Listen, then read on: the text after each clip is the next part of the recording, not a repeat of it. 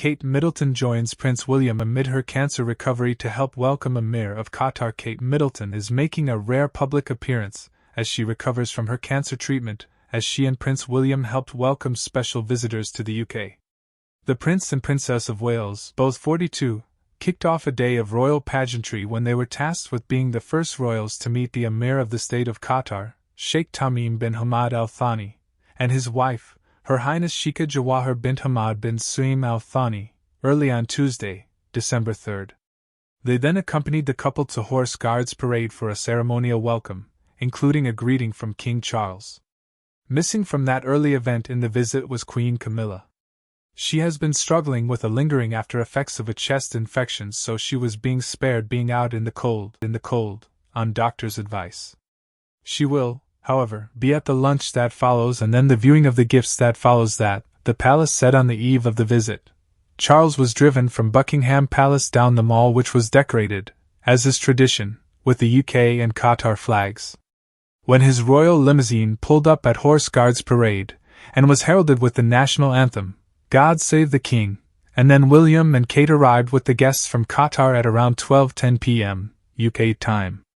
Kate wore a coat by Sarah Burton for Alexander McQueen and hat by Sahar Millinery, both in the burgundy color that matched the color of the Qatar flag, and jewelry from the late Queen Elizabeth.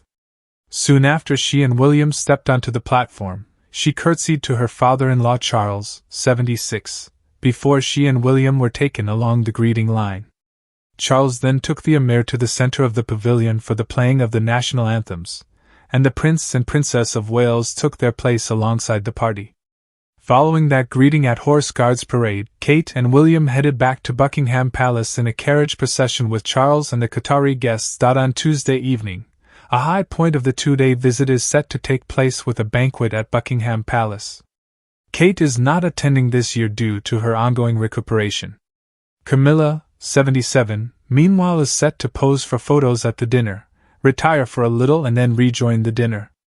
The Princess of Wales has been out of the royal spotlight for much of 2024 after announcing in March that she was undergoing treatment for cancer.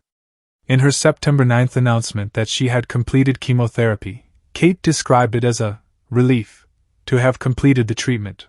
Princess Kate joined the royals for her first set of major ceremonial events after sharing that she completed chemotherapy earlier this month.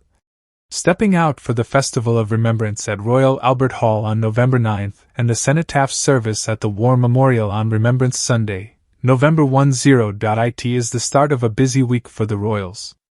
After the state visit ends, attention moves towards the holidays.